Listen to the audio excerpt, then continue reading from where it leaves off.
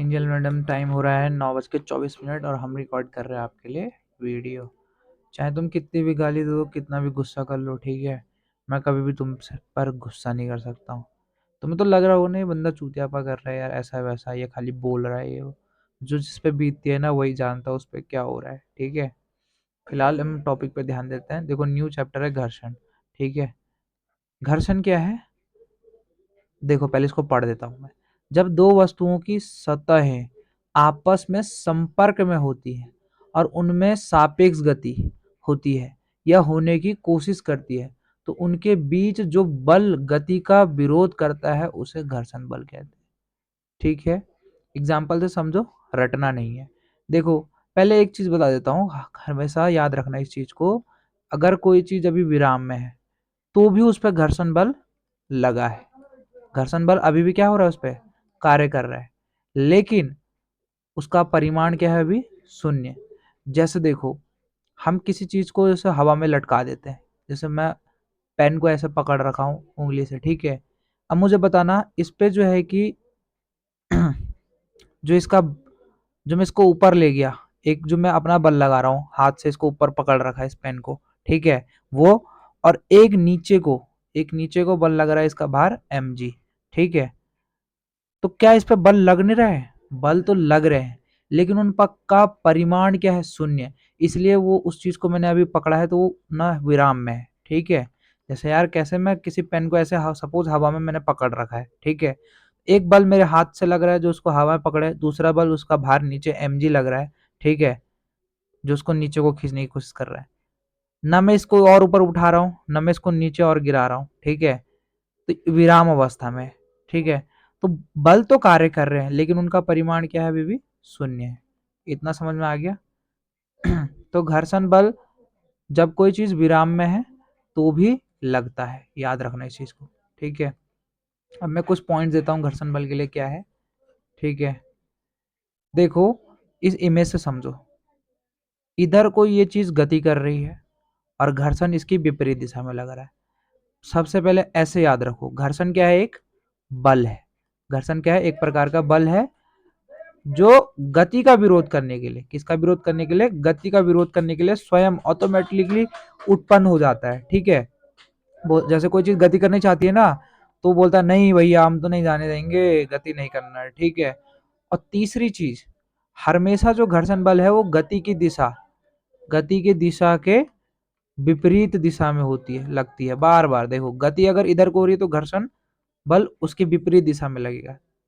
कोई चीज इधर को जा रही है तो घर्षण बल इधर को लगेगा, ठीक है। क्लियर है इतना? घर्षण क्या है, एक प्रकार का बल है जो गति का विरोध करने के लिए उत्पन्न होता है तथा जिसकी दिशा हमेशा गति की दिशा के विपरीत होती है। क्लियर है इतना चीज? दूसरी चीज, सतहों के बीच में लगता है, ठीक है, जो संपर्क है, संपर्क तल उनके सतहों के बीच में, ठीक है। मतलब जैसे अपना हाथ देखो, ऐसे उसको टेबल पे रखो, तो टेबल का ऊपरी पृष्ठ और तुम्हारा हाथ, ठीक है, वो संपर्क तल हो गया। हाथ की ऊपरी लेयर ना, हाँ, हाथ ऐसे नीचे रखा है तो नीचे वाला हिस्सा, ठीक है, पाल्म जिसको बोलते हैं हम, वो, ठीक है।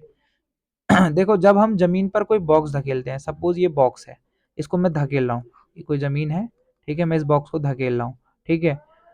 तो बॉक्स के बीच और जमीन के बीच, इस बॉक्स के बीच यहाँ पर और इस जमीन के ऊपरी सतह पर, ठीक है, कारण उसे चलाना मुश्किल होगा घर्षण बल के कारण। इसको मैं धकेल रहा हूँ, ये जा नहीं रहेगी, क्यों? क्योंकि इस पे घर्षण बल लग रहा है, ठीक है। अच्छा, ये घर्षण बल आया कहाँ से? ये भी आता ना कि हम तो कह रहे हैं ऑटोमेटिकली उत्पन्न हो जाता है, ठीक है। तो घर्षण बल एक्चुअली ना अणुओं के पारस्परिक क्रिया से उत्पन्न होता है। मुंह से बोला है, लिख लो, ठीक है, कॉपी में।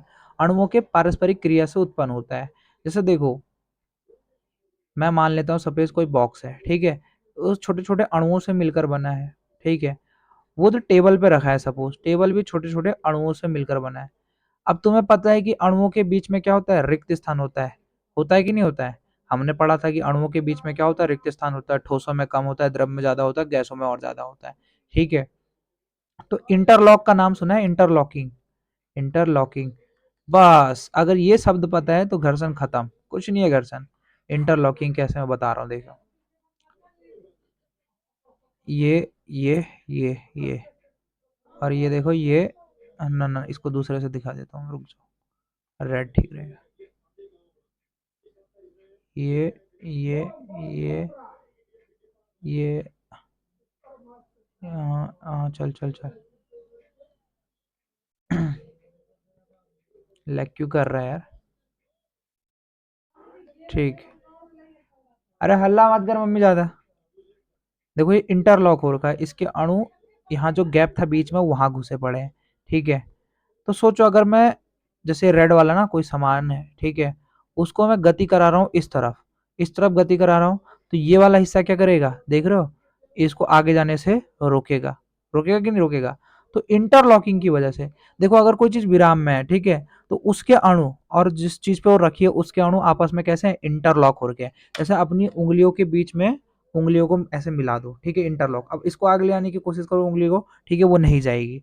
क्यों? क्योंकि इंटरलॉक हो रखा है। तो इंटरलॉकिंग के कारण घर्षण होता है। ठीक है, अब गति का विरोध कर रहा है, जैसे मैं गति इधर को करना चाह रहा हूँ, तो ये देखो, ये सब क्या करेंगे, ये जो देख रहे हो ये सब क्या करेंगे, उसको जाने नहीं देंगे आगे। अणुओं के बीच में देख लो एग्जाम्पल, यहाँ पर सपोज वो घुसा पड़ा है दूसरे वाले का, ठीक है, तो हम गति अगर इधर की दिशा में करने की कोशिश कर रहे हैं, तो ये अणु उनको रोकेंगे आगे की ओर आने के लिए। तो घर्षण कुछ नहीं है, अणुओं की वजह से उत्पन्न हो जाता है। ठीक है, कोई चीज अगर खड़ी है विराम में है तो भी उस पर घर्षण बल लगता है, लेकिन उसका परिमाण शून्य है। और घर्षण बल हमेशा गति की दिशा के विपरीत में लगता है तथा गति का विरोध करने के लिए लगता है तथा सतहों के बीच में लगता है। इतने पॉइंट याद रखना, बस हो गया। घर्षण क्या है, एक नंबर का सवाल आता है, या फिर 2 नंबर में आ जाता है कि घर्षण क्या है, 2 नंबर पे लिख लो। ठीक है, बहुत इंपॉर्टेंट है इसलिए इस पे टाइम दिया। अच्छा, यहाँ पर स्थिति समझना है, यहाँ पर हो क्या रहा है। ठीक है, ठीक है, देखो रिफ्रेशर खोल लो अगर है तो बढ़िया रहेगा और ज्यादा समझने के लिए। उसमें देखो ऐसे ये 4 इमेज बने पड़े हैं। ठीक है, यहाँ पर वो 3-4 चीजें समझा रहे हैं। स्थैतिक घर्षण, सीमांत घर्षण के नियम रह रखे हैं, और गतिज घर्षण। इन तीनों को समझने के लिए इस चीज को देखना पड़ेगा, इस इमेज को। देखो ए इमेज में क्या हो रहा है। देखो ए इमेज में क्या हो रहा है, वस्तु अभी क्या है, ये एक टेबल है, ये व्हाइट लाइन देख रहे हो, ये एक टेबल पे है, और टेबल पर एक लकड़ी का गुटका रखा है, यानी बॉक्स रखा है। ठीक है, अब मुझे बात बताओ, उस पे जो ये बॉक्स रखा है उसका भार हमेशा कहाँ होगा, सदैव नीचे की ओर होगा। तो उसके गुरुत्व केंद्र से नीचे की ओर कौन सा बल लग रहा है, कौन सा बल लग रहा है? रुक जाओ यार, मैं यहाँ पर ना, पहले रुक जाओ, मेरे को ना, मेरे को चाहिए 10वां वाला।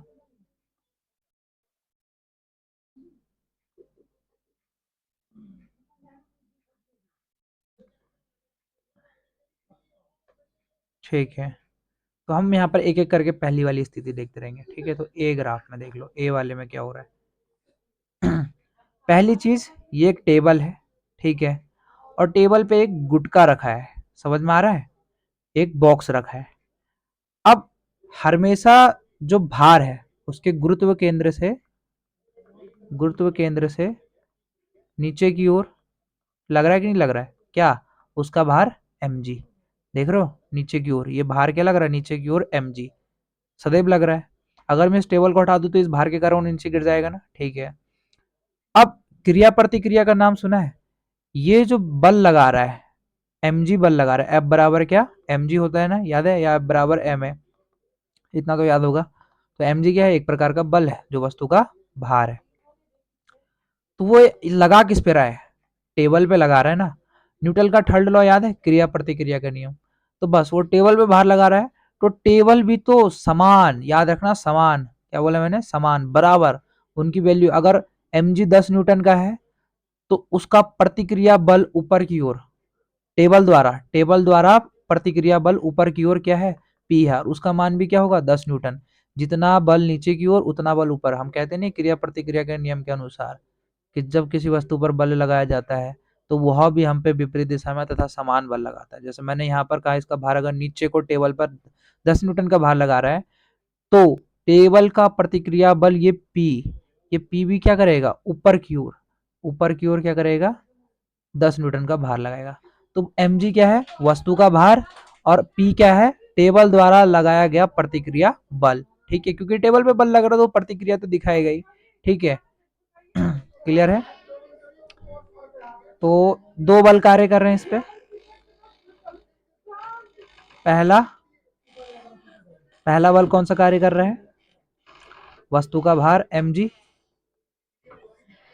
पहला बल वस्तु का भार mg, ठीक है, जो कि गुरुत्व केंद्र से नीचे की ओर लग रहा है। और दूसरा जो लग रहा है, ठीक है, प्रतिक्रिया बल P, ऊपर की ओर, ऊपर की ओर। देखो मैंने क्या कहा, जब कोई चीज रखी हुई है ना तो भी उस पर घर्षण बल लगता है। ठीक है, तो यहाँ देखो, एक तो उसका भार नीचे को लग रहा है mg, और उसका प्रतिक्रिया जो टेबल पे भार लगा रहा है mg, उसका प्रतिक्रिया ऊपर की ओर p। इतना क्लियर है। और चूंकि गुट का संतुलन में है, विराम में है, गति नहीं कर रहा है, तो हम ये लिख सकते हैं p बराबर mg। इसको ऐसे करके लिख लो, इंपॉर्टेंट है। ठीक है, इसको लिख लो, सूत्र है p बराबर mg। क्यों? क्योंकि मैंने अभी तो बोला जितना भार हम नीचे लगाएंगे उतना ही टेबल पे हम पे लगाएगा, क्रिया प्रतिक्रिया का नियम। ठीक है, समान बल। ठीक है, तभी तो संतुलन की अवस्था में है। इसी कारण क्या है, गुट का संतुलन की अवस्था में, विराम में है, अभी रुका हुआ है। ठीक है, पहली स्थिति क्लियर है। अब देखो दूसरा वाला देखते हैं हम। अब सपोज हम क्या कर रहे हैं, यहाँ पर ऐसे एफ बल लगा रहे हैं, उधर की ओर क्या कर रहे हैं, धक्का दे रहे हैं। ठीक है, इस दिशा में, इधर की ओर, ये देख लो एफ बल लगा रहे हैं। ठीक है, ये जब हम बल लगा रहे हैं, एफ बल लगाया है दाईं ओर, ठीक है, तो भी गुट का चलना प्रारंभ नहीं करता है। ये दूसरी स्थिति है, एफ बल लगाया दाईं ओर, ठीक है, तो भी गुट का चलना प्रारंभ नहीं करता है। ये चीज याद रखना, हमने बल लगाया लेकिन अभी इतना कम बल लगा रखे कि गुटका में कोई भी गति नहीं है, अभी वो चलना प्रारंभ नहीं कर रहा है। ठीक है, इतना क्लियर है। अब देखो, जब हम इस पे एफ बल लगाते हैं तो ये जो P, देखो P कहाँ था, पहले ऐसे था स्ट्रेट, वो बाईं ओर को झुक जाता है। देख रहे हो, पहले इसके ठीक ऊपर था, अब थोड़ा इधर को झुक गया है वो, देख रहे हो P, ये देखो ये लाइन दिखा रहा है P। P क्या हो गया, अब वहां से झुक गया है। ठीक है, क्यों? क्योंकि हम बल F लगा रहे हैं तो P दाईं ओर झुक रहा है, बाईं ओर झुक रहा है। ठीक है, और इतना झुक जाता है कि गुटका संतुलन में होता है, यानी अभी भी इसमें कोई भी गति नहीं होती है। ठीक है, इतना क्लियर है ना। अब P जो है ना वो दो घटकों में वियोजित हो जाता है। जो P है वो क्या है, प्रतिक्रिया बल है ना, याद रखना क्या है P, प्रतिक्रिया बल। वो दो घटकों में वियोजित हो जाता है, किसमें, दो घटकों में वियोजित हो जाता है। ठीक है, तो पहला घटक क्या है उसका, जो उसका समांतर घटक है, ये Fs। पहला P का समांतर घटक क्या है, Fs। देख रहे हो, ये जो P है, ये P, जो प्रतिक्रिया बल P, इसको हमने दो भागों में टूटा, एक ये R और एक ये Fs। ठीक है, ये जो Fs है ये क्या है, प्रतिक्रिया बल P का घटक है। कौन सा घटक है, उसके समांतर। देख रहे हो, ये समांतर घटक है, संपर्क तलों के समांतर, और संपर्क तलों के R क्या है, लंबवत घटक है। तो ये हो गया संपर्क तलों के समांतर घटक। ठीक है, ये देख रहे हो ना, ये संपर्क तल है और इसके समांतर ही तो है, पैरेलल है Fs। ठीक है, और ये जो संपर्क तल है उसके लंबवत, लंबा ऊपर की ओर, ठीक है, R। और दूसरा घटक क्या है, R, जो कि लंबवत है, लंबवत। ठीक है, दो स्थिति समझ में आ गई। कुछ नहीं है, हलवा है। इतना क्लियर हो गया। अब याद रखना, ये जो समांतर घटक Fs है, संपर्क तलों के समांतर घटक Fs, इसी को कहते हैं हम लोग क्या, ये जो Fs है इसी को कहते हैं हम लोग, याद करो क्या कहते हैं, सीमांत घर्षण, सीमांत घर्षण बल। क्या कहते हैं इस Fs को, सीमांत घर्षण बल। अब देखो मैं बता रहा हूं यहां पर एक्चुअली है क्या सीन। देखो हमने F दाईं ओर को बल लगाया, ठीक है, लेकिन अभी भी गति प्रारंभ नहीं होती है, गुट का संतुलन की अवस्था है, विराम में है, और P बाईं ओर और झुक जाता है। ठीक है, और ये P दो घटकों में वियोजित हो जाता है। ठीक है, पहला संपर्क तलों के समांतर Fs और संपर्क तलों के लंबवत R। ठीक है, जो Fs है वो इस F को संतुलित कर रहा है। हम जो बल उधर को लगा रहे हैं ऐसे में, तो जो टेबल द्वारा बल लग रहा है इधर को, समान घर्षण बल, ठीक है, वो Fs, वो किसको संतुलित कर रहा है, F, और उसका मान भी F के बराबर होता है, तो F बराबर Fs। इस चीज को भी लिख लो ऐसे करके, ठीक है, कि जितना बल हम लगा रहे हैं उतना ही घर्षण बल, सीमांत घर्षण बल हमको पीछे को लग रहा है। इसीलिए देखो, किसी चीज पे तुम उधर को बल लगा रहे हो 10 न्यूटन का, और कोई इधर भी बल लगा रहा है 10 न्यूटन का, तो भाई गति होगी क्या, वो चीज तो बस उतने के वहीं पे रहेगी ना। ठीक है, तो इसीलिए इसमें भी गति नहीं हो रही है। और जो वस्तु का भार नीचे की ओर mg है उसको संतुलित कर रहा है कौन, ऊपर को प्रतिक्रिया बल r, तो r बराबर mg। इसको भी ऐसे करके लिखो, पहले इसको लिखो फिर इसको लिखो, ठीक है, और p बराबर mg इसको लिखो। क्लियर है इतना। अब तीसरी स्थिति देखना, तीसरी स्थिति में क्या हो रहा है, इसको रब करना पड़ेगा, लास्ट में एकदम क्लियर कर जाऊंगा, अभी रुक जाओ, अभी धीरे धीरे समझो इस चीज को। ठीक है, सी स्थिति देखो, सी में क्या हो रहा है, यहां पर देखो, अब जैसे जैसे हम बल F को बढ़ाते हैं, मैंने क्या बोला, जैसे जैसे हम लोग जो है कि बल F को बढ़ाते हैं, ये जो पीछे Fs है ना, इसका मान भी बढ़ता रहता है। क्या होता है, अगर F बढ़ेगा तो Fs भी क्या होता है, धीरे धीरे बढ़ता रहता है। लेकिन जो Fs है, ठीक है, सीमांत घर्षण बल, स्टैटिक फोर्स, स्टैटिक का मतलब रुका हुआ, सीमांत घर्षण बल, वो एक सीमा तक ही बढ़ता है। ठीक है, उसके बाद रुक जाता है, याद रखना।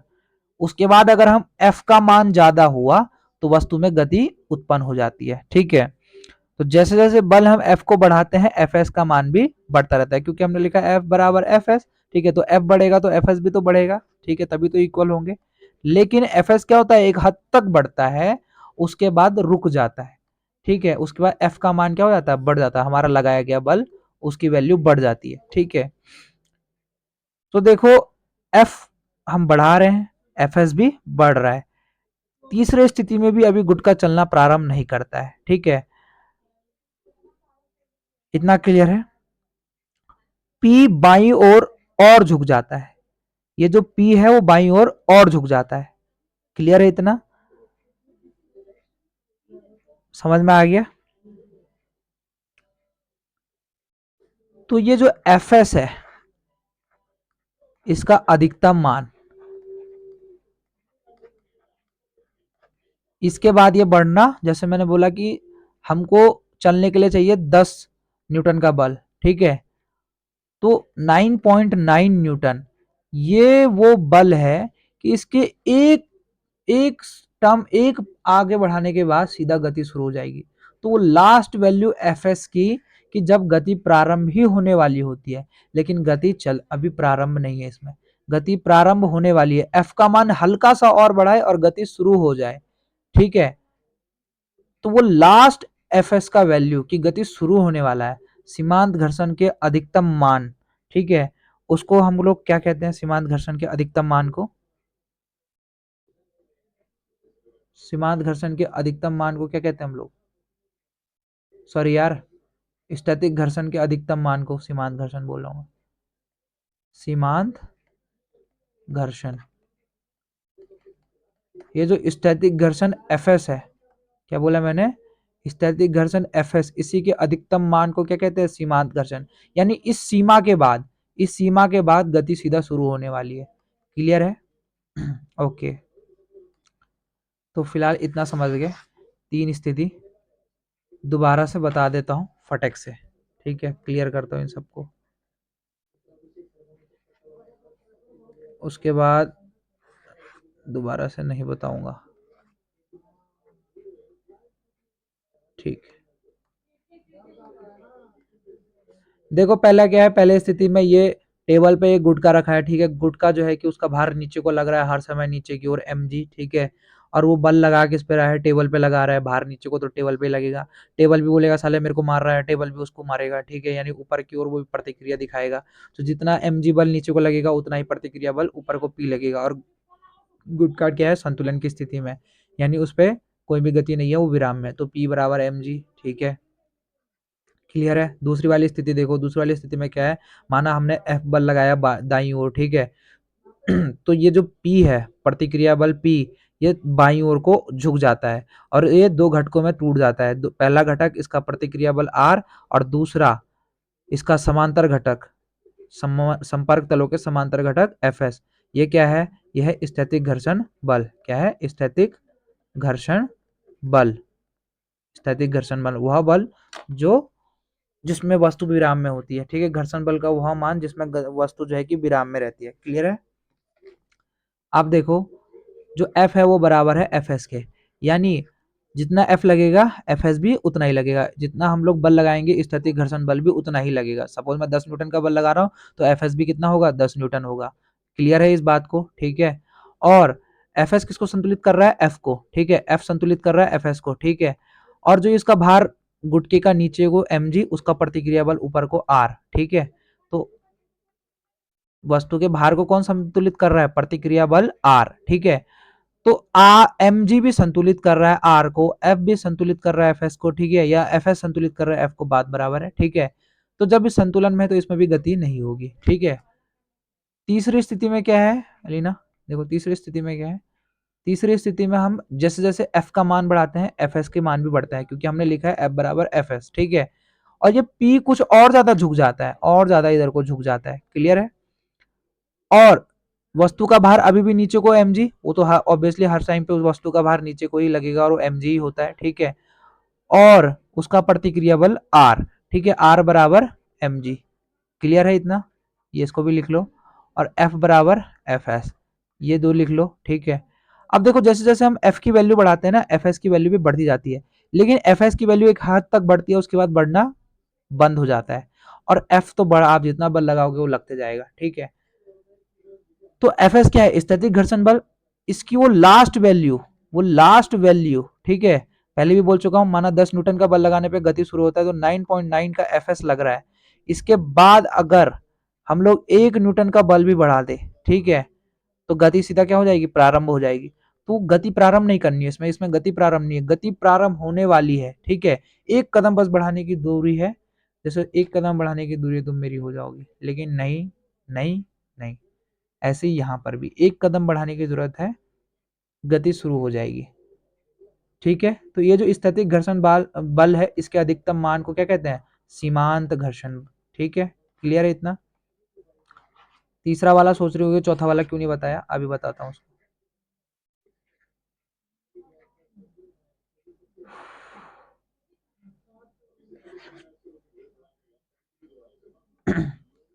चलो यहीं पे बता देता हूँ इस चीज को।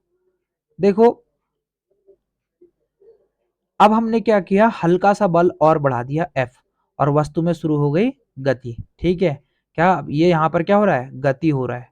ये जो चौथा स्थिति है D, ठीक है, इसमें क्या हो रहा है, गति शुरू हो गई, क्योंकि हमने इतना बल लगा दिया कि अब गाड़ी में या बक्से में गति शुरू हो गई है, ठीक है।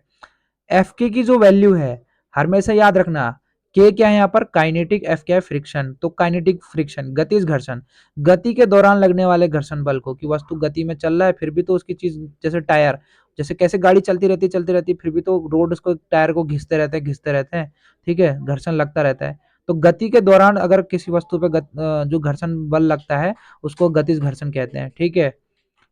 और ये जो एफ के है, मैंने बोला एफ के काइनेटिक फ्रिक्शन, ये हमेशा कम होता है एफ एस से, स्थैतिक घर्षण बल से। देखो जैसे हम लोग इसी की वजह से, देखो मैं एक एग्जांपल देता हूँ, देखो जैसे हम गाड़ी बाइक चलाते हैं ना, बाइक, तो हमको उसको गति में लाने के लिए शुरू में ज्यादा बल देना पड़ता है, एकदम तेज एक्सीलेटर देते हैं तब वो गति में आती है, ठीक है। बाद में तो अगर हम हल्की सी भी रेस दे तो गति चलती रहती है, गुड़कती रहती है, ठीक है। तो एफ के भी क्या है, बहुत कम घर्षण है, एफ एस क्या है, बहुत ज्यादा घर्षण है। यही साला यही इसी तीन कोड़ी की वजह से हमको बहुत ज्यादा बल लगाना पड़ता है, क्योंकि शुरुआत में वस्तु पे बहुत ज्यादा घर्षण बल लगा रहता है, देखा, स्थैतिक घर्षण बल कहते हैं। और इसको जब पार हो जाएगा उसके बाद जो एफ के है इसकी वैल्यू बहुत कम होती है, उसके बाद हम अगर हल्का सा भी रेस दे तो गाड़ी बहुत आगे भागती है, ठीक है। ठीक है, क्लियर है। और फिर से वस्तु के भार आर को कौन संतुलित कर रहा है, एम जी। चौथा केस भी क्लियर है, ठीक है। अब देखो स्थैतिक घर्षण क्या है, जब कोई वस्तु स्थिर अवस्था में होती है, याद रखना स्थिर अवस्था में होती है, पेन चेंज कर लेता हूं, और उसे चलाने की कोशिश की जाती है, तब वस्तु सतह के बीच जो घर्षण बल लगता है उसे स्थैतिक घर्षण बल कहते हैं। यह वस्तु को चलने की से रोकता है। यानी स्थैतिक घर्षण क्या है, ये वाली स्थिति, ये देखो सेकंड वाली स्थिति, ये एफ एस, ये क्या कर रहा है, वस्तु को गति करने से रोक रहा है। इस स्थिति में वस्तु में क्या नहीं होती है, गति नहीं होती है। ठीक है, स्थिर अवस्था में होती है और उसे चलने की कोशिश की जाती है, तब वस्तु सतह के बीच जो घर्षण बल लगता है, यानी घर्षण बल वह बल जो उस जो है कि क्या कहते हैं यार, उसकी गति को रोक रहा है, अभी गति नहीं होने दे रहा है, विराम में ही रखे रख रहा है, उसको स्थैतिक घर्षण कहते हैं।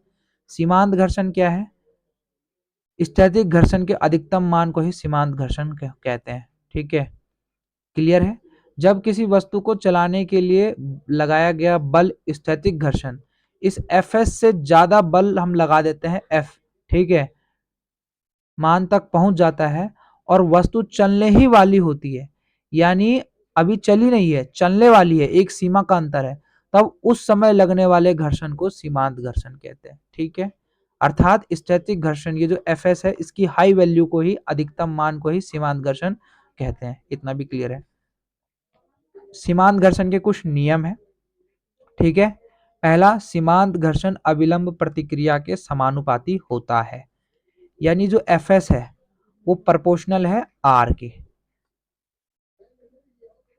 ये जो एफ एस है ये किसके अनुक्रमानुपाती है, आर के, प्रतिक्रिया अविलंब प्रतिक्रिया बल आर के समानुपाती है। ठीक है, इसीलिए मैंने लिखा एफ एस प्रोपोर्शनल आर, ये पहला सूत्र है, या इसको लिख लो। ठीक है, अगर मैं बताओ यहां पर इस प्रोपोर्शनल को हटाऊं तो कोई ना कोई नियतांक आ जाएगा, तो F S is equal to mu S, mu S into R. Clear है, म्यू एस यहां पर क्या है, इसको कहते हैं हम लोग स्थैतिक घर्षण गुणांक। क्या है, स्थैतिक घर्षण गुणांक। ठीक है, कोएफिशिएंट है। इस प्रोपोर्शनल के साइन को जैसे मैं हटाऊंगा, इक्वल टू लगाऊंगा, एक ना एक नियतांक आ जाएगा, और वो नियतांक है म्यू एस, जिसको स्थैतिक घर्षण गुणांक कहते हैं। ठीक है, ये नियतांक नहीं है, पहले बात तो ये गुणांक है। ठीक है, इसकी वैल्यू चेंज होती रहती है, याद रखना। दूसरा क्या है कि सीमांत घर्षण संपर्क में आई सतहों के क्षेत्रफल पर निर्भर नहीं करता, यानी ऐसा नहीं कि ये क्षेत्रफल इतना बड़ा है और तब उस पर जो है कि सीमांत घर्षण का मान ज्यादा होगा कम होगा, वो क्षेत्रफल पर निर्भर नहीं करता है। ठीक है, वो सीमांत घर्षण सतहों की प्रकृति पर निर्भर करता है। अगर कांच है तो यार बहुत जल्दी जो है कि वस्तु चलेगी, घर्षण बल बहुत कम लगेगा, कांच पे जल्दी स्लिप नहीं होती है। ठीक है, तो खुरदरे पर या चिकनेपन पर निर्भर। अब एक रोड है जो बहुत ज्यादा खुरदुरा है, उस पर घर्षण ज्यादा लगेगा, वो ज्यादा घिस रहा है, हमारी फाड़ देगा। ठीक है, सीमांत घर्षण हमेशा गति या संभावित गति की विपरीत दिशा में लगता है। ठीक है, सीमांत हमेशा हमेशा क्या होता है, वह जैसे गति इधर को हो रही है तो उसके विपरीत दिशा में लगता है। बात खत्म, ये भी क्लियर। गतिज घर्षण क्या है, जब कोई वस्तु किसी सतह पर चल रही होती है, अर्थात गति कर रही होती है, ठीक है, तब वस्तु और सतह के बीच जो घर्षण बल लगता है गति के दौरान, उसे गतिज घर्षण कहते हैं। ठीक है, अर्थात गति के समय लगने वाले घर्षण ही गतिज घर्षण है। कोई चीज चल रही हो तो उस पर जो उसका घिस रहा है उस टाइम पे टायर है, ठीक है, वही गतिज घर्षण है। क्लियर है इतना। अब इसका सूत्र क्या है गतिज घर्षण का, देखो, अब F K kinetic friction is equal to mu K R. Clear है इतना। क्यों आए म्यू के, यहाँ पर क्या है, यह है गतिज घर्षण गुणांक, ये क्या है, गतिज घर्षण गुणांक, और एफ क्या है, एफ के गतिज घर्षण काइनेटिक फ्रिक्शन। ठीक है, आर अविलंब प्रतिक्रिया बल आर। ठीक है, घर्षण कोण क्या है, जब कोई वस्तु चलने की स्थिति में आने वाली होती है, अर्थात सीमांत घर्षण की स्थिति में, ये वाली स्थिति में, ये वाली जो स्थिति थी, ये तीसरी वाली स्थिति सीमांत घर्षण की स्थिति, एफ एस को अगर और बढ़ा दे तो गति शुरू हो जाएगी, ऐसी वाली स्थिति में। तो जब कोई वस्तु चलने की स्थिति में आने वाली होती है था सीमांत घर्षण की स्थिति में, इतना भी नहीं लिखा सीमांत घर्षण की स्थिति में, सीधा इतना लिख देना सीमांत घर्षण की स्थिति में, उस समय अविलंब प्रतिक्रिया आर, यहाँ पर एन लिखा है आर, और परिणाम प्रतिक्रिया आर के बीच जो कोण बनता है उसे घर्षण कोण कहते हैं। ये देखो, अविलंब प्रतिक्रिया बल आर और ये जो प्रतिक्रिया थी पी, ठीक है, इनके बीच में जो एक कोण बना है इसी को क्या कहते हैं, घर्षण कोण। देखो अभिलंब प्रतिक्रिया बल R और प्रतिक्रिया बल P के बीच में जो कोण बनता है उसी को घर्षण कोण कहते हैं। लिखने का तरीका लेना कैसे, सीमांत घर्षण की स्थिति में क्या लिखोगे, सीमांत घर्षण की स्थिति में अभिलंब प्रतिक्रिया बल R तथा प्रतिक्रिया बल P के बीच में जो ये कोण बनता है थीटा S जिसको मैं कह रहा हूं, ठीक है, वही क्या है, घर्षण कोण है। क्लियर है इतना, ठीक है, इसको थीटा से दर्शाते हैं, ठीक है। और इतना भी क्लियर है, घर्षण कोण tan theta S is equal to F S upon R. Theta S बराबर क्या है, एफ एस अपॉन आर, एक ये सूत्र याद रख लो, ठीक है। और F S upon R is equal to mu S होता है, F S upon R is equal to mu S. कैसे आ रहा है ये F S upon R is equal to mu S, हमने क्या लिखा था, F S is equal to mu S into R, यही तो किया था, ठीक है। अगर हमें म्यू एस चाहिए, जैसे म्यू एस चाहिए, आर इज इक्वल टू के साथ, मतलब सॉरी आर म्यू एस के साथ किसमें है, गुणा में है, म्यू एस के साथ किसमें है, गुणा में है। इज इक्वल टू किधर आएगा तो डिवाइड में आ जाएगा, तो एफ एस अपॉन आर, ठीक है। तो हम लोग tan theta is equal to क्या लिख सकते हैं, tan theta S is equal to mu S लिख सकते हैं। इतना क्लियर है, कैसे लिख सकते हैं, क्योंकि देखो टेन थीटा एस बराबर होता है एफ एस अपॉन आर, ठीक है, और एफ एस बराबर म्यू एस आर, और यहाँ पर हम लोग जो है कि म्यू एस की वैल्यू ज्ञात करें तो mu S is equal to R गुणा में इज इक्वल टू किधर आएगा, तो एफ एस के साथ बट्टे में आ जाएगा, तो इसीलिए mu S is equal to F S upon R, ठीक है। तो हम लोग इस एफ एस अपॉन आर की जगह म्यू एस लिख तो सकते हैं, क्योंकि म्यू एस बराबर एफ एस अपॉन आर, ठीक है, क्लियर है। तो ये सूत्र है और ये सूत्र है, ठीक है। चलो आगे बढ़ते हैं।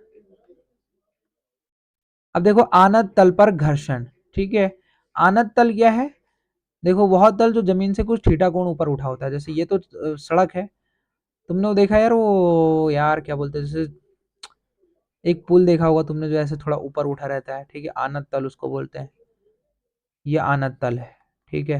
जैसे प्लेन्स में तो तुमने देखा होगा ऐसे कैसे ऐसे चढ़ाई रहती है, फिर स्ट्रेट रहता है, फिर ऐसे उतरते हैं हम लोग नीचे, ऐसा पुल नहीं रहता एक, देखा होगा तुमने गांव में अपने। तो ये जो तल है यहाँ पर, ये कौन सा तल है, आनत तल है, ठीक है। देखो जब कोई वस्तु किसी झुके हुए तल, आनत तल पर, ये देखो ये झुका हुआ है ना, तल पर रखी जाती है तो उस पर गुरुत्वाकर्षण बल के कारण, किस बल के कारण, गुरुत्वाकर्षण बल के कारण नीचे की ओर फिसलने की प्रवृत्ति होती है। इस फिसलने का विरोध करने वाला बल घर्षण बल कहलाता है, ठीक है। अब देखो आनत तल पर घर्षण को समझो, क्या हो रहा है यहाँ पर, पूरी स्थिति देखो, ठीक है। आनत तल क्या है, वह तल जो जमीन से कुछ थीटा कोण ऊपर बना होता है, पहले चीज तो क्लियर है। वस्तु का भार नीचे को लग रहा है mg, इतना भी क्लियर है, क्लियर है। अब देखो ये जो वस्तु का भार mg है, इसको हमने दो भागों में वियोजित कर दिया, दो घटक, mg साइन थीटा और mg कॉस थीटा, क्लियर है। और mg कॉस थीटा और mg के बीच में क्या बनना है, एक कोण बनना है थीटा, ठीक है। जो ये वस्तु का भार mg है, वस्तु का भार देख रहे हो नीचे को mg लग रहा है, इसको जब हमने दो भागों में विभाजित किया, mg sin थीटा और mg cos थीटा, ये mg sin थीटा के कारण यह इस पे फिसलती है, गति करने की कोशिश करती है, देखो ये क्योंकि कहां लग रहा है, ऐसे को लग रहा है, क्लियर है।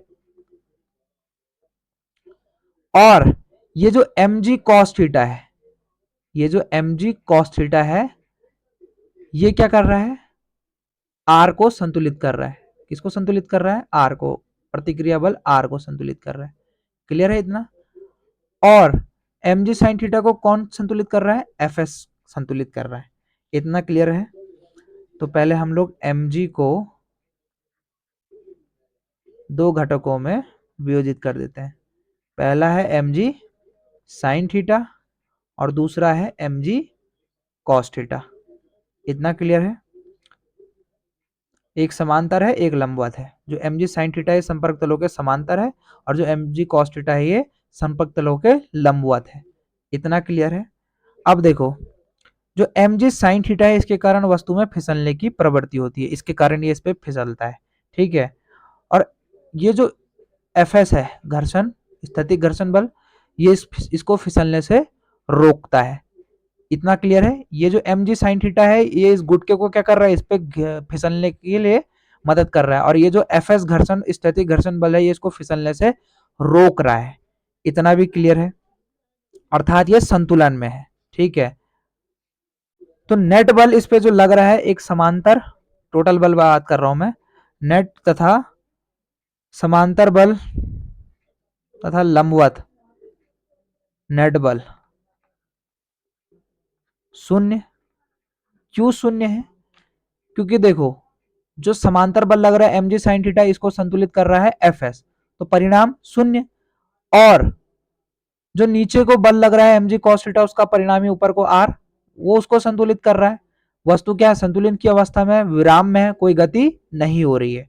ठीक है, तो यहां पर देखो नेट बल कैसे निकालते हैं, वो बल माइनस ये बल। ठीक है, जैसे नेट बल की बात करूं मैं, जैसे तुमको 10 रुपए दे दिए, मतलब 8 रुपए थे तुम्हारे पास, मैंने तुमको 2 रुपए दे दिए, तो तुम्हारे पास टोटल कितने बल हो गए, मतलब कितने रुपए हो गए, 10 रुपए हो गए। यानी इसका मतलब ये थोड़ी ना कि तुम्हारी 10 की वृद्धि हुई है, तुम 10 - 8 करोगे तो तुम्हारे पास एक्चुअल में कितनी रुपए की वृद्धि हुई थी, 2 रुपए की वृद्धि हुई थी। नेट बल निकालना आ गया।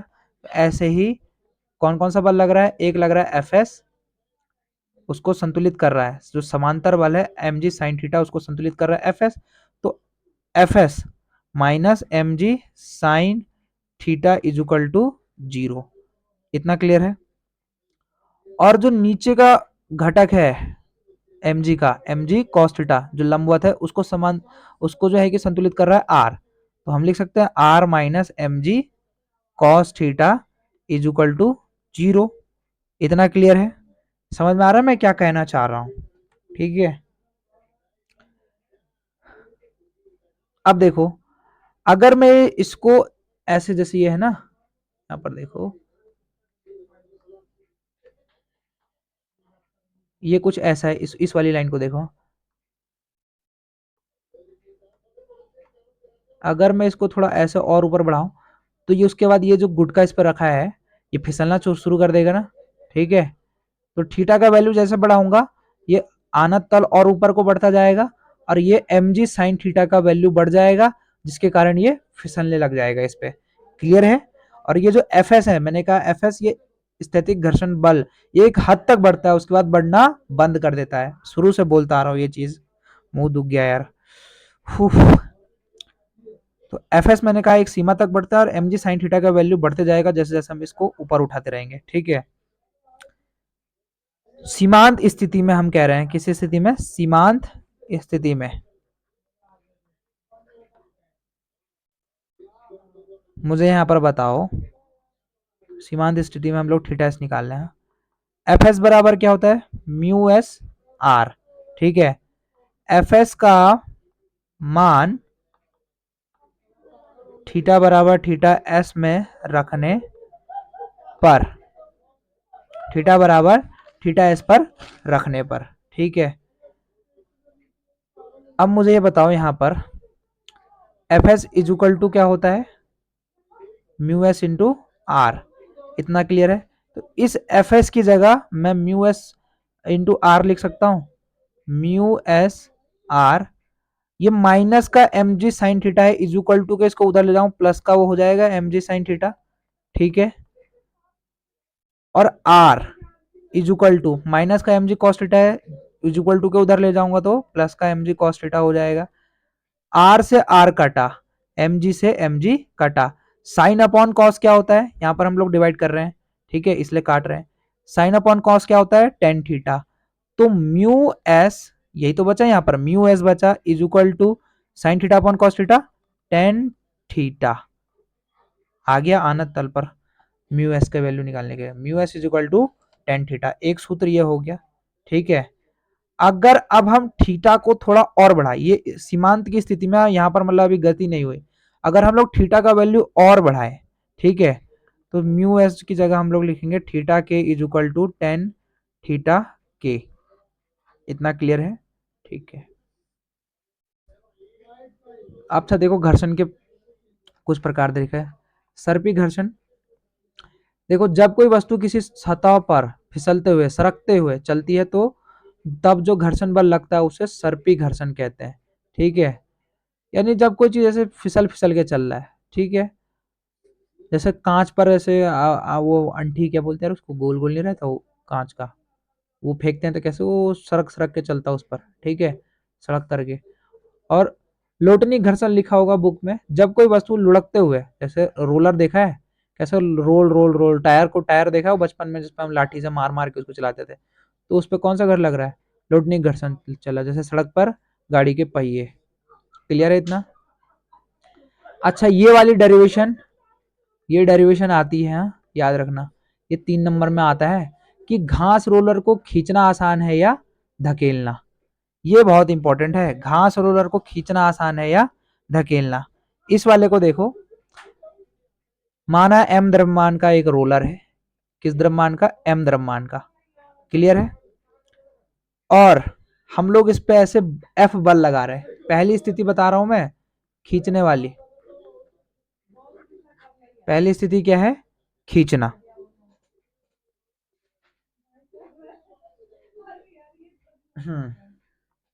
अभी मैं क्या कर रहा हूं, यहां पर इसकी जो धुरी ओ है, यहां से एफ बल लगा के इसको खींच रहा हूं, खींच रहा हूं, ठीक है, इतना क्लियर है? इसका ये अब मैं पहले इसको बता देता हूँ यहाँ पर स्थिति क्या हो रही है, इस चीज को पहले समझो।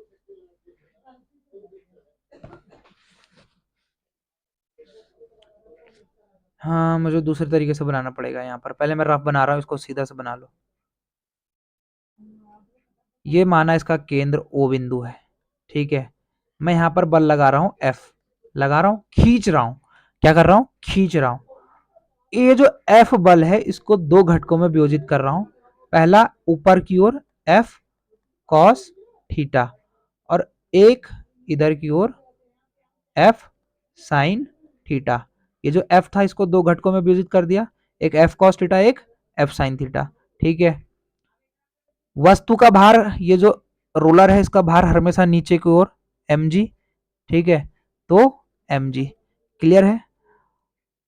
और चूंकि ये ऐसे ऐसे रोल कर रहा है इसको, क्योंकि मैं खींच रहा हूं, तो इस पे इधर को क्या लगेगा, एक घर्षण बल लगेगा, स्थैतिक घर्षण Fs, ठीक है।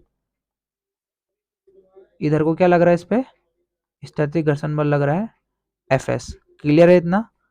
और इस mg की प्रतिक्रिया बल ऊपर को r1, r नहीं बोला मैंने, r1 बोला, क्योंकि हम लोग खींचने वाली स्थिति देख रहे हैं, ठीक है। क्लियर है? तो ऊपर की ओर जो बल लग रहा है, ठीक है, इस mg को संतुलित कौन कर रहा है, ये दो बल F cos थीटा और R1, ठीक है। तो हम लिख दे R1 plus F cos theta is equal to mg।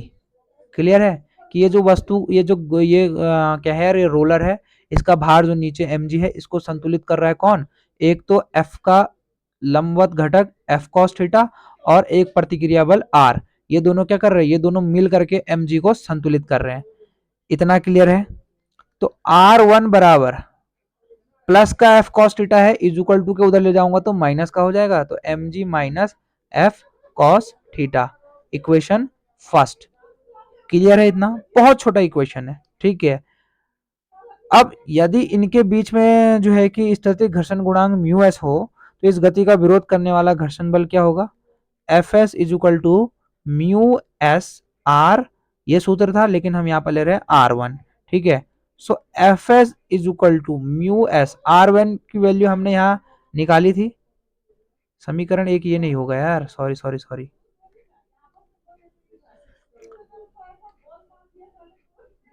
हाँ दोबारा समझो, देखो इसका भार नीचे को mg, उसको संतुलित कर रहा है f का लंबवत घटक f cos थीटा, ठीक है, और प्रतिक्रिया बल R1, ठीक है, इतनी चीजें लग रही हैं। तो R1 प्रतिक्रिया बल और f cos थीटा जो इस f का लंबवत घटक है, वो दोनों मिल करके वस्तु का जो भार है mg नीचे को, उसको संतुलित कर रहे हैं। ये प्लस का f cos थीटा है, इज इक्वल टू उधर जाएगा तो माइनस हो जाएगा, तो mg minus f cos theta, ठीक है। fs बराबर म्यू एस इंटू आर होता है, लेकिन हम यहाँ R1 लिख रहे हैं, F S is equal to mu S की जगह हम लोग म्यू एस ही लिखेंगे। R1 की वैल्यू क्या है, यहाँ निकाली थी हमने R1 की वैल्यू, ये क्लियर है इतना? तो R1 की जगह हम लोग क्या लिखेंगे, mg minus f cos theta, समीकरण 1। देखो ये इक्वेशन जो है ये माइनस में है, इतना क्लियर है, ठीक है ना, कोई दिक्कत?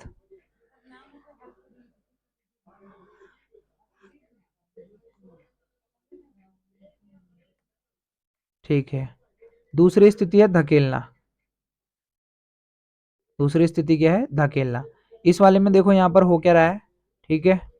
अब जो बल है वो इधर को लग रहा है, देखो हम खींच नहीं रहे बल्कि धकेल रहे हैं, ठीक है। तो यहाँ पर देखो, यहाँ पर हो क्या रहा है, अब देखो बल हम लोग किधर को लगा रहे हैं, इधर को लगा रहे हैं, केंद्र से यह है एफ बल लगा रहे हैं। तो बल इधर को लग रहा है, तो बल की विपरीत दिशा में क्या लगेगा? स्थैतिक घर्षण बल लगेगा एफ एस, जो कि कहाँ लगेगा? इधर साइड। हम बल इधर को लगा रहे हैं, इधर को, तो एफ एस लगेगा इधर को। क्लियर है इतना? ठीक है। अब देखो इसका भार नीचे को वही mg होगा, इसका प्रतिक्रिया ऊपर को, लेकिन R1 की जगह हम लोग R2 लिखेंगे क्योंकि प्रतिक्रिया हम दूसरे वाले की स्थिति में निकाले, इसलिए R2। ठीक है।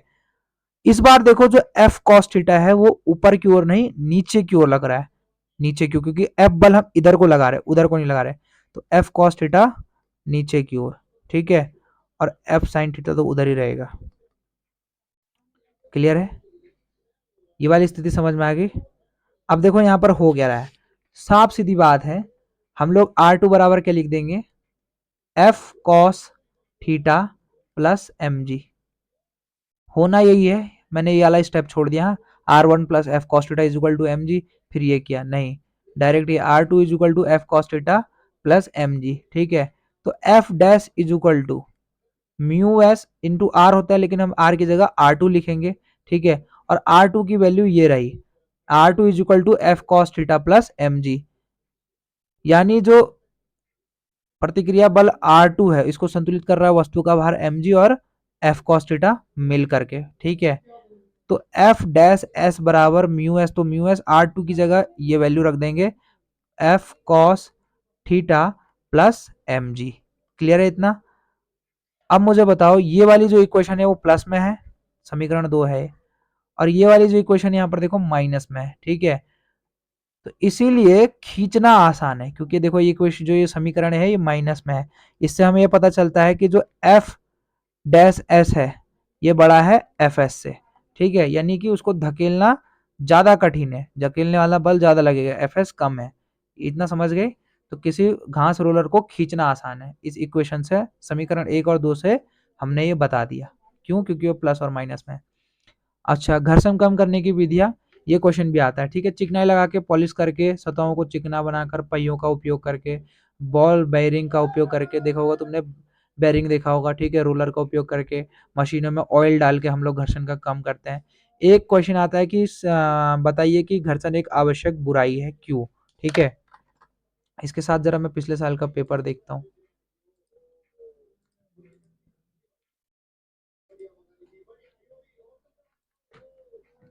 क्लास फिजिक्स 2022,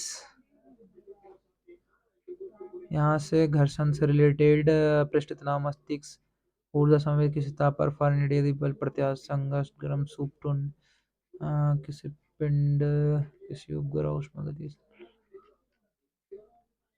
घर्षण से यहाँ कोई भी क्वेश्चन नहीं है 2024 में।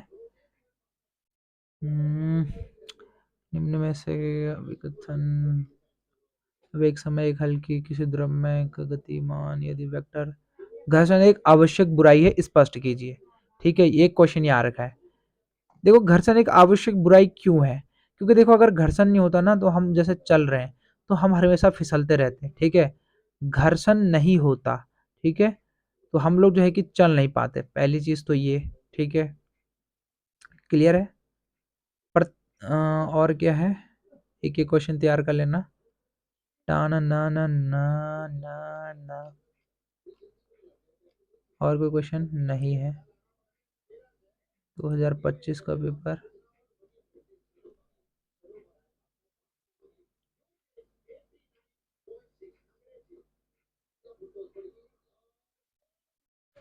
किलोग्राम गतिज घर्षण क्या है वो मैंने बता दिया कि गति के कारण, जब मतलब सॉरी, जब जब वस्तु गति में है तो उस दौरान जो उस पर घर्षण बल लगता है वह उस गतिज घर्षण है एफ के।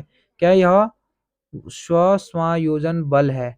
इज इट सेल्फ एडजस्टिंग, खुद से एडजस्ट हो जाता है? तो नहीं। ठीक है। और क्या है यहाँ, तो यहीं से है, अगर कभी कभार दे देता है, हमने रेडी रहना है। ठीक है। अगर मलिना देखो, तुमने मेरे से गुस्सा और नहीं भी पड़ रही हो ना, तो प्लीज मैं तुम्हारे पैर जोड़ रहा हूँ, हाथ जोड़ रहा हूँ। ठीक है। ये 3 चीजें कर लेना। पहला, घर्षण बल क्या है? ठीक है। ये वाली स्थिति रहने दो, समझ में आती है? ठीक है। स्थैतिक घर्षण, सीमांत घर्षण। सीमांत घर्षण के नियम बहुत इंपॉर्टेंट है। ठीक है। गतिज घर्षण क्या है, क्वेश्चन भी आया है। ठीक है। घर्षण कोण भी इंपॉर्टेंट है। अनंत तल पर घर्षण बहुत कम पूछा जाता है। ठीक है। ये सूत्र याद कर लेना, mu S equal to tan theta, ये सब वगैरह वगैरह। ठीक है। सर्पी घर्षण, लोटनी घर्षण, ये भी उतना नहीं पूछता, बहुत आसान है। ये घास रोलर को खींचना एवं धकेलना, इसको प्लीज कर लेना यार, प्लीज। ठीक है। और घर्षण कम करने की विधियां, और घर्षण एक आवश्यक बुराई है। इतने क्वेश्चन को कर लो। मैं पैर जोड़ा, तुम्हारे हाथ जोड़ा, प्लीज। और मेरे से कोई गलती हो गई ना तो मुझे माफ कर दो, नहीं तो मुझे आके मारो चप्पल जूते से, लेकिन मुझसे बात तो कर लो यार। मैं ना, तुम्हें लगता है ना यार, मैं किसी के लिए तड़पना क्या होता है, अगर तुम्हें प्यार होता है मुझसे तो पता चलता, लेकिन नहीं, वो तो सिर्फ मुझे ही पता है। कल वृत्तीय गति, नहीं वृत्तीय गति, इसके बाद कौन सा चैप्टर है यार? हाँ, वृत्तीय गति तो है, सर्कुलर मोशन। कल उस पर बना दूंगा। और मुझे अगर बोला ना तुमने कि वीडियो बनाना बंद कर दो, ये वो, मैं नहीं देख रही हो, ऐसा चाटा मारूंगा ना खींच के, सपनों में सिर्फ, हकीकत में तो मैं हाथ भी नहीं उठा सकता। Love you. कर लो गुस्सा।